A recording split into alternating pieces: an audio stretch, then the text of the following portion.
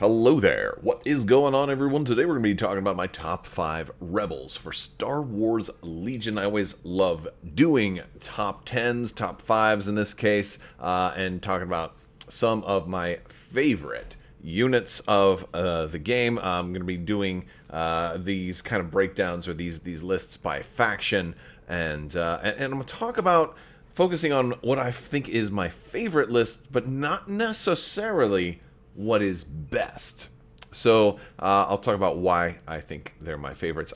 Before you get too far into the video, let me know down in the comments what you think I'm going to choose. For those of you who've seen some of my stuff, I also want to hear what are some of your favorites, because I'm curious how many will get aligned and correct and in sync with each other.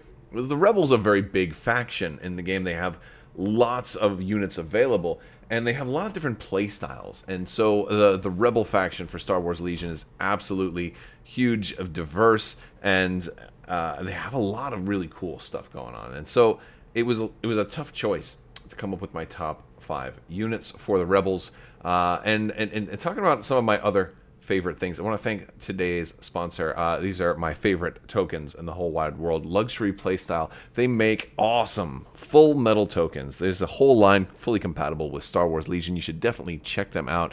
Head over to luxuryplaystyle.com right now, and you can see these amazing tokens. You can make a selection. If you use code Crabbok VIP, you're going to save 15%. These make great gifts. They make great ways to treat yourself. They also make great prize support, so let your stores know that these are awesome prize support for the game. Also, orders that use that code are going to get a free lightsaber nunchuck token, the Crabbok token, while supplies last. If your order is $35 or more, you're going to get one of those thrown in. They have the 5 on the front, the C on the front, the 5 on the back. They mark damage for 5s. They mark your commander for C. You can do a lot with them. It's one of the best tokens ever, so definitely head over and check them out. All right, so I want to start off with my first pick, which is going to be a number 5. We'll do like a drill down until we get to first place. Number 5 was a tough choice for me. I really wanted to pick Fleet Troopers. They didn't make the cut. So my number 5, my favorite Rebel units, is the basic Rebel Trooper. It was definitely a toss-up between these guys and Fleet Troopers for a number of reasons, because Fleet Troopers are a unit that I want to love more than I actually do, because I certainly could choose them in a lot more lists, and I just don't, because I always keep coming back to the Rebel Troopers. And there's a number of reasons why. The first unit in the Rebels is still one of my favorites. They're absolutely spectacular. For a number of reasons. First off, the game requires you to have 3 core. Rebel Troopers are the cheapest core option that you can include as a drop-in, extra unit, and they're kind of the workforce and the workhorse of the workforce of the Rebels. They do everything. They get your objectives and everything like that. But they actually have a pretty good gun. They have a black dye blaster, which is not half bad. But they're 40 points. You got to have some core. Rebel veterans are also very good, but they end up getting real expensive. Now, you can build out your Rebel Troopers to be fantastic. They happen to have access to my favorite upgrade card in the game, which is the Z6 heavy weapon. I love taking a Z6 and then like a Rebel Commander, and then getting that training option, and then getting you get the aim after you move for your training option. I love taking targeting scopes on these guys, so I get that extra die when I spend that aim token. And I love putting fragmentation grenades on the Rebels. It gives them a surge to crit offensively. It's such a huge upgrade for them. And then they can also roll red dice if they get into close range. And this is one of the reasons why they beat out the Fleet Troopers, because they have that range 3, tremendous firepower at range 3 for such a cheap unit. Especially when you add in that Z6. And again, I love the Chaos playstyle. I love fishing for crits. I love rolling a fistful, as many dice as I can get in my hand, and then being like, oh, that's not a bad roll. Like, it feels really good when that happens. And they do that for me. So, it's one of the cheapest ways to get a fistful of dice, and I love them. And of course, you got to have 3 core anyway, so they really work with the game. That's number 5, the Rebel Trooper. Number 4, you know her from Star Wars Rebels and soon to be shown on the Ahsoka Disney Plus series. It's Sabine Wren. Sabine is awesome. Let's just say, I mean, she's just awesome. She's the first Mandalorian to show up for the Rebel faction. She has red saves, which is so rare for the Rebels. She has impervious. She is speed 3. She has jump 2. She can move all over the place. She's hard to kill. She is only courage 2, so a lot of times you want to give her endurance. She's just incredible. And she has such a wealth of really cool upgrades that you can give her. You got the little whipcord launcher, you got the shield, you got the dark saber, which is super cool. And she's got these command cards. Folks, she's got those cool... she's got explosions as a command card, which is super fun when you just plan that turn, when you're just going to move her in. And what makes it really fun to run Sabine for me is that she's not hard to employ. She's hard to kill. And when you play that one pip, you're probably going first. And you're also probably going to be able to get your bombs off because she's so speed 3 with jump 2. So you can just park her somewhere safe and then just be like, oh, yeah, I'm here now. And now I'm just blowing all your guys up. And then I'm going to get away. It's just really a fun character. She has great synergies if you want to run her with Clan Ren. She's got new synergies if you want to run her with Ahsoka. And she's probably going to even have more synergies in the future because of the Disney Plus show and new potential tie-ins and things that are likely to continue to exist. I just see her power curve going up and up and up. She's not like a super crack shot shooter. I mean, she's got a nice gunslinger shit, so she can roll a gunslinger shot. She can roll 6 dice, or she can swing the darksaber if you want to run her with that. I usually don't run her with the darksaber, but it's kind of cool that you can. You know, I wouldn't be surprised if we see a version of her using Ezra's lightsaber at some point too. You know, like there's all kinds of cool stuff. So she's just really a fun character, and if you like Star Wars Rebels as much as I do, like best Star Wars show ever in my opinion. It's my favorite. Now she's fun thematically and she's fun mechanically on the tabletop, so I really like Sabine. And she's an operative, so she can fit into just about any kind of list archetype too, which is also really cool. So Sabine comes in at number 4 to kind of also when she came out, she gave us hopes of getting like the whole Ghost crew for Star Wars Rebels. Still waiting for that one, Atomic Mass Games. Wink, wink. Let's get it going. Come on, man. All right, moving forward. Wookiee Warriors are coming in at number 3. This one is kind of a dual-faceted number 3 because the current Wookiee Warriors expansion gives you a whole lot. So granted, I'm talking about the unit, but I'm also talking about the expansion because these guys initially it was just the Wookiee Warriors, you know, and they had the bowcaster Wookiee in there, and they were cool, and they were strong. They had 3 health each, and they get 3 minis, and you put the 4th one in there, and then you got lots of health, and they're walking around, you know, all kinds of cool stuff. Look, Wookiees were and always will be cool. They're awesome. And then they came out with this multi-pack, and then it was like a little bit more geared for the Republic.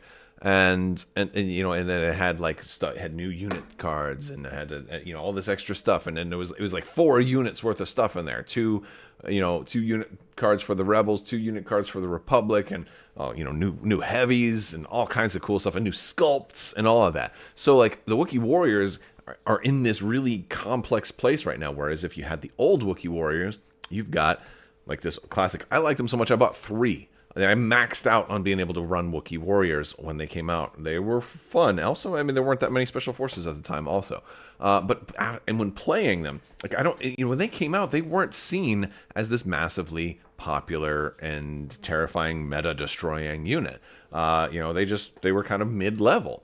And what I love about them is that I've had really good experiences using them. The bowcaster Wookiee that initially launched with them was really great. Here was all of a sudden a unit that wanted to get into close range, they wanted to charge you. But if they got into like range 2, which is kind of close, maybe just outside of charging range, well, they could shoot you, and they ran 2 dice per. But you also had the bowcaster Wookiee, which was a tremendously strong shot, which worked at range 3. So you had some flexibility with how you wanted to run them. And they've seen some errata, they've seen some changes and points reductions. They become more and more playable over time while still keeping the fun thematic, we're Wookiees! And they have charge, which is super fun. And a lot of health, too. Like, they're hard to kill. They're hard to kill. So I really enjoy the Wookiees. But not only are the Wookiee warriors awesome for the reasons that I mentioned, but there's different ways to run them now. You can run a whole different version of these that with the sharpshooters and the long guns or the big shield guys. You have 3 different heavy options now that can go in Wookiee warriors. So they've gotten even better over time. They're just really fun, and I like the close range aspect of these guys. My favorite Legion games are games where we engage, where we get our characters close enough together to really duke it out. Not a big fan of like sniper heavy games where we're just kind of turtling and hoping that, you know, I roll crits and kill your snipers before your snipers roll crits and kill my snipers and stuff like that. Like I don't like that, because that just seems too calculated and soulless from my point of view. I like games where we're getting in each other's faces and we're throwing off our armor, taking off our, you know, take like a Mandalorian taking off the helmet and saying, all right, I'm going to fight you bare knuckled, let's go. You know, that kind of stuff. And Wookiees kind of embody that for me, both in mechanics and in thematics, because that's exactly what the Wookiees would do. So they're super fun. And then you get to do your Wookiee roars while you're doing it. Moving forward to number 2. The T-47, the snow speeder. Well, technically it's an air speeder, but I always call it the snow speeder because, well, we don't really see these flying around on land. We see them flying around on snow, which technically, I guess snow counts as being on the land. If they're flying on snow, then they're technically flying on land, I would suppose. Unless, unless it's snow on the moon or just, yeah. Anyway, no, the T-47 has been fire since day one for me. Always had fun. Again, it was with that launch wave of Star Wars Legion. I bought 2 of them right away. Ran double snowspeeder lists quite a bit. Always had fun with them. And they've done nothing but gotten better. They've gotten just better over and over and over again. More objectives favoring vehicles has made them better. Changes to how you do that compulsory move, having the option to do it at the beginning or the end, has made them so much better. Rule flexibility, kind of allowing you, like, oh, if it's like half the width of a base, you can kind of adjust a little bit. You know, like all kinds of things like that have made them better. They've seen errata. They now have surge to critical, for crying out loud. The toga, the harpoon gun, is free if you want to put that on there. I usually don't, but if you wanted to put it on there, you can, and it's totally free. You know, like that's kind of cool. But like I usually want the other gun anyway. But I mean, and they're speed 3, and they have full armor. It's so hard to kill a fully armored unit with 7 health too. Very, very, very fun. So again, I love the T-47. I love how much they move around the battlefield, and it's a nice looking miniature too.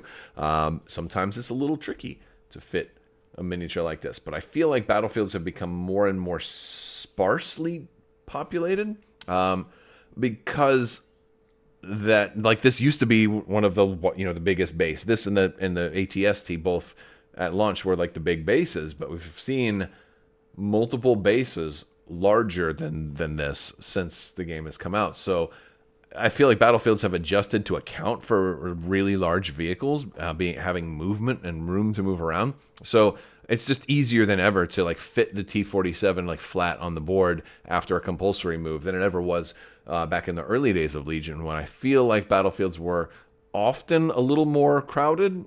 Maybe not always. I know mine were, but I usually prefer a pretty crowded battlefield. So I know my battlefields have gotten easier to navigate. And I've seen, from what I've seen, a lot of tournament tables have become a little bit more easier to navigate as well. Not all of them, but it's just and it's fun to play. Like I love, even when you go up against those ionized lists. Like it's fine. You can get me with an ion token. I'm still gonna do a speed 3 move and shoot possibly twice. They're really good. You're immune to range 1 weapons too. So like all with the inclusion of more and more Jedi, you're not going to get lightsabered typically. Just very, very cool stuff. I love the T-47. I love vehicles. Vehicles are one of my favorite parts of Star Wars Legion because you get that cool vehicle to vehicle combat, like tanks shooting other tanks and things like that is always very fun to me. And this is kind of a closer-ish equivalent to like a Rebel tank, just a really fast-moving tank, more like a Rebel airplane, really. But yeah, they're just super fun. Love them, and don't usually like having to face them. I like to use them myself instead. But I love the T-47. Which brings us to our number 1. Have you guessed it yet? I did say the vehicles were one of my favorite things in Star Wars Legion. You know what the other one of my favorite things in Star Wars Legion is? Heroes, and it's going to be Luke Skywalker, Jedi Knight. Number 1, my favorite for the Rebels. He's a showstopper. He's incredible. He's got everything. He's got a static search crit. He's got 7 black dice to match his black uniform. He's got the green lightsaber. Look, everybody thought Luke Skywalker was the coolest thing when I was a kid, right? When Return of the Jedi came out and he turned down that green lightsaber for the first time. We were like, oh yeah. And he walked into Jabba's palace and he's just like force choking the Gamorrean guards. What was up with that too, by the way? Like at the time we thought it was cool, right? And there was supposedly an alternate ending where like Luke Skywalker became Darth Vader and he's like, no, I am Vader. All that weird stuff, right? Like, but like it's so interesting because we think like the original trilogy was so perfect, and you go look back and you're like, I really didn't know what they were doing back then either, so like from a certain point of view we can maybe cut people some slack. But anyway, he was just awesome. I love the black uniform. I love this version of Luke. He's speed 2. He's got 3 force. He's also got training. Training's cool here. He's got disengage built in. Of course, deflect. Charge makes him just so devastating. Impact 2, Pierce 2, red defense die, 7 health, and 4 courage. He's not getting suppressed or panicked ever. He's just, unlikely, I should say. And another thing that makes Luke great here, like, he's very effective. He's very effective. He's expensive though, but very effective and also thematic on the battlefield. You got Luke Skywalker leading the rebels. Like, I mean, you can't get more rebel than that. Like, that's just the iconic rebel experience, like, from the core Star Wars fans. Now, you could certainly make cases and say, well, in modern times, it should be Cassian Andor leading rebels and things like that. And you can do that too, and that's so cool too, and absolutely. But for me, man, growing up, with these being my original Star Wars movies, it's really cool seeing Luke Skywalker as a Jedi Knight leading rebels and kind of creating those fantasy battles that I always wanted to see as a little kid, and being able to do it now. And I'm just a big kid now, and aren't we all just big kids rocking and rolling with lightsabers and electric guitars? And okay, maybe I'm getting a little too carried away here, but Luke Skywalker is awesome. But the other thing that makes him really, really cool, and the reason it's at the top of my list here, is he's got 6 command cards. 6 command cards. He's got Commander Luke's and Operative Luke's. So you got a lot of options. You can just run all of Luke's command cards and just have so much fun doing crazy stuff like, you serve your master well, you're gonna shoot him, blah, blah, blah, blah. And then you were going like, oh, I'm gonna throw down my lightsaber and I'm not gonna attack, and you can't attack either, and neither can you, Palpatine Invader, blah, blah, blah, blah. I don't think he even does that. I don't know why I'm doing blah, blah, blah, like is that what I've been playing Baldur's Gate 3 lately, and those mind flayers are kind of in my brain, so maybe that's what mind flayers sound like. I don't know. So aside of my little scatterbrainness, Luke is my number 1, and that's going to do it for my list. Thank you guys for bearing with me. I get really excited when I talk about things that I love, and I think it's a good thing to get back to it. Hopefully you guys, will leave me some of your favorite stuff. I'd like to keep the conversation going. You can join our Discord if you want and hang out in there too. And I want to also really thank my patrons. You guys, these names you're seeing right here, these are some of my top patrons. You guys are awesome and help make this channel possible. Thank you for your continued support. I will talk to you soon. May the force be with you. Live long and prosper. Be excellent to each other. Party on, dudes. And always have a great day.